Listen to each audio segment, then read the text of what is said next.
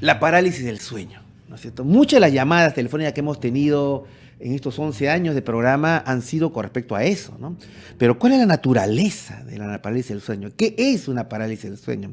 Estamos con Jean-Paul Prado Sánchez, él es hipnoterapeuta y con el cual justamente muy brevemente hemos conversado y que ha tenido muchos casos en su consulta con respecto a este tema. Hola Jean-Paul, ¿qué tal? Buenas noches. ¿Qué tal? ¿Cómo estás, Antonio? Muchas gracias por la invitación.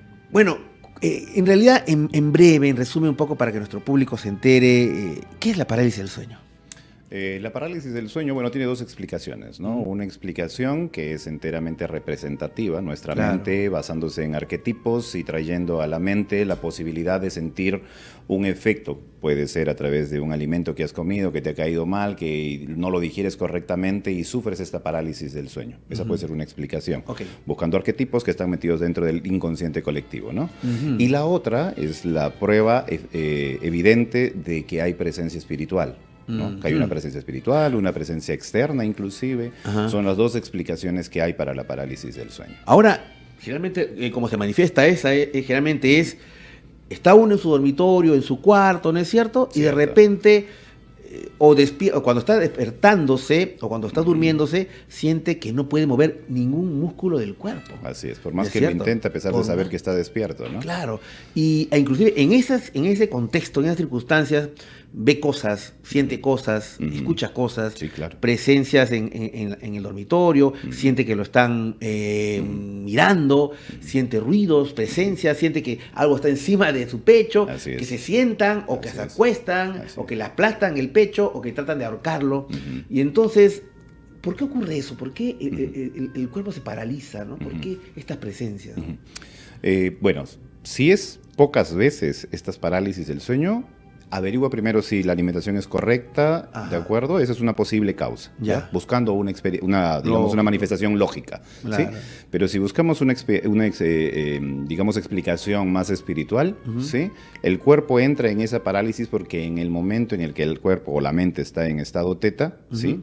El espíritu aprovecha. ¿Qué es el estado teta? Es un estado mental. La mente tiene varios estados, alfa, beta, teta, delta, ¿no? Delta ya es cuando estamos en sueño profundo. Claro, la hipnosis, por ejemplo, funciona a través del estado teta.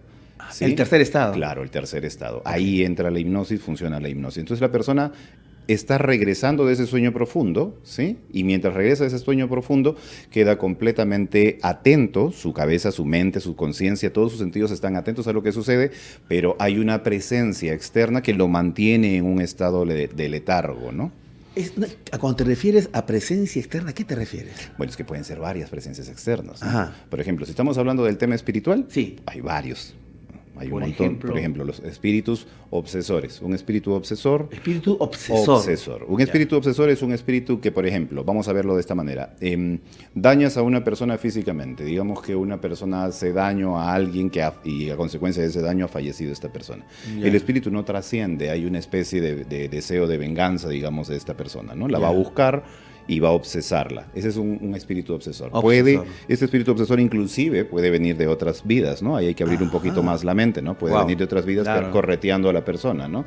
Y la busca y la obsesa. Entonces, la clara demostración de que esta persona está siendo obsesada son las parálisis del sueño constantes, ¿no? Cuando son constantes sí tienes que preocuparte. Por ejemplo, hace tiempo llamó una señorita que constantemente la obsesaban en la noche y tenía estas parálisis del sueño frecuentes, ¿cierto? Ya esa es una clara evidencia, ni bien la escuché, de que haya algo externo definitivamente. O sea que hay un agente externo, en este caso de índole espiritual, que logra paralizar el cuerpo. O sea, bloquear el movimiento. Por supuesto, bloquear el cuerpo. Ahora, ¿por qué en algunas circunstancias es que ocurre esta sensación de que están encima del pecho o que lo quieren ahorcar? Es que estos espíritus que tú lo llamas obsesores tienen el deseo de matar o de qué. Generar miedo. Exacto, generar miedo. Sí, porque de esa manera puede perpetuar su existencia en ese plano astral bajo, ¿no? Nuevamente, como tantas personas que han venido aquí también nos han dicho lo mismo. O sea, ellos necesitan de nosotros, por supuesto, el miedo, la energía del miedo.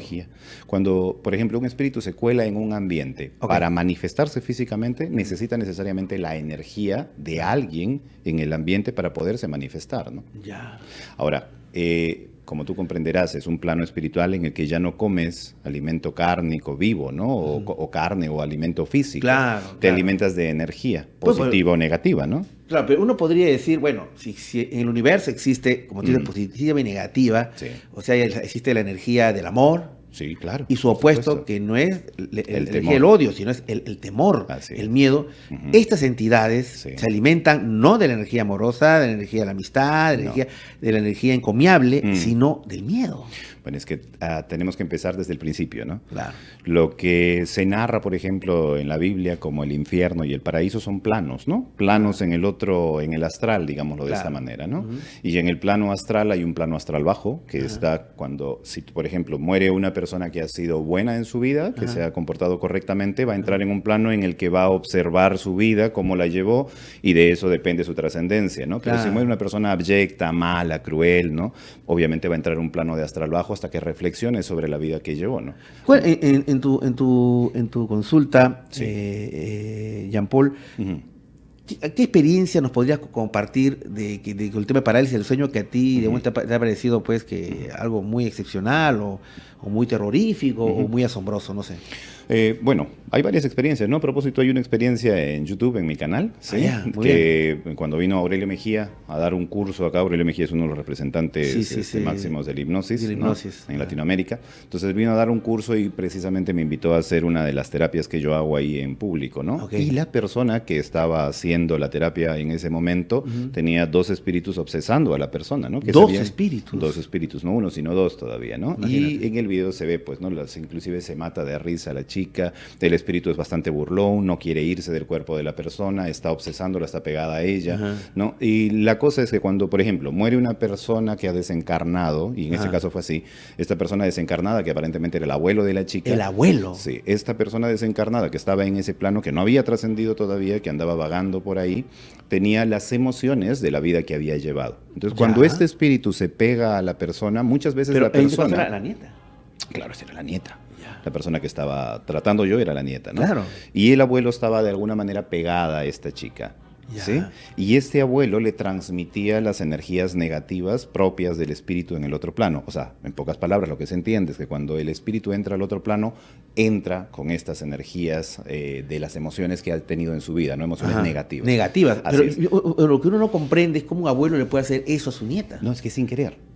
Sin querer. Por supuesto. Entonces el abuelo viene a abrazar a su nieta y en el momento que la abraza, le transfiere esa energía negativa y entra en una especie de bucle, ¿cierto? Sí, sí. Porque la nieta comienza a transmitir esa energía y alimenta al mismo tiempo el cuerpo para que se perpetre en ese plano, ¿no? Por un buen tiempo. Ahora, estamos hablando a ese nivel, digamos, de espíritus desencarnados, ¿no? Sí.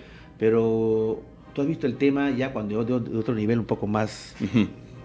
más terrible, cuando ya no es simplemente un espíritu obsesor, sino ya son entidades demoníacas. ¿Has visto esos casos?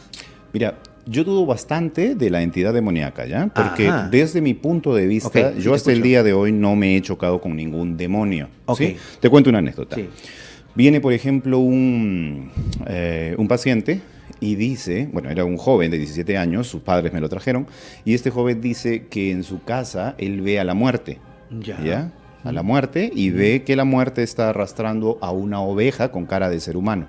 ¿Sí? A una oveja con cara de ser humano. Una cara, ¿bien? Y que la muerte persigue a esta oveja. La oveja corre por la casa y la muerte la persigue con su guadaña. Estas visiones místicas las tiene este joven. Este chico tiene ese canal abierto y puede observar esas cosas con claridad, ¿de acuerdo? Y eso lo tiene muy asustado, muy traumado, lo ha metido en un estado de depresión, una fobia social que no puede salir de su casa, ¿de acuerdo?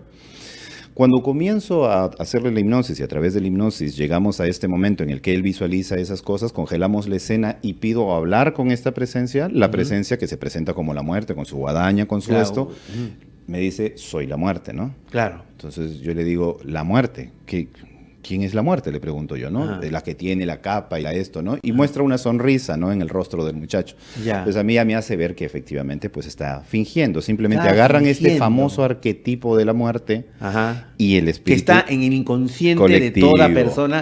Estamos hablando ya de las teorías de Carl Jung, el inconsciente colectivo, que todos los seres humanos tenemos personajes metidos en el inconsciente, los llamamos famosos arquetipos. Los famosos arquetipos. Entonces...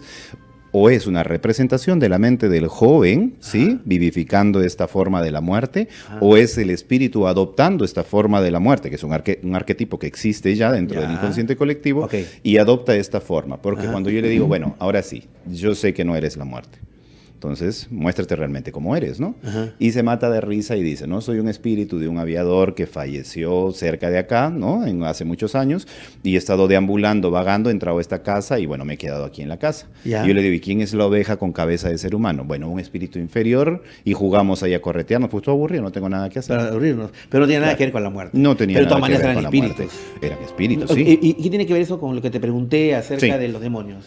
De los demonios, que si te das cuenta es la representación de un espíritu de la muerte o de una figura de la muerte, y puede otro espíritu tranquilamente adoptar la forma de un demonio porque está dentro de los arquetipos. Pero más allá de eso, sí. ¿tú eres la persona que creen que los demonios no existen? No me he chocado con ninguno. No puedo aseverarlo porque no me he chocado con ninguno. Si me he encontrado con algo que representa, digamos, algo demoníaco, una cosa así. Digamos, a una actividad de una persona poseída. Me he encontrado. ¿Te has encontrado? Claro, tengo un caso de connotación bastante fuerte, ¿no? Y en ese caso, ¿no era un demonio que lo poseía? No era un demonio. ¿Qué era? Era un espíritu obsesor. Ahora te cuento la historia. ¿Quieres escucharla? Sí. Bueno, vale. Es un poquito larga, no hay problema. Hacemos el corte, ¿no? Vamos a hacer el corte, amigos. Y claro, porque es interesante, digamos, nosotros hemos tenido en nuestro programa personas que han hablado acerca de las posesiones demoníacas, pero puede haber otras vertientes, ¿no? Otra persona, como en el caso de nuestro invitado, que dice, no siempre, o no siempre, o no existe. De eso vamos a averiguar después de la pausa, ¿no? Ya regresamos. La Radio de Lima, Capital 96.7.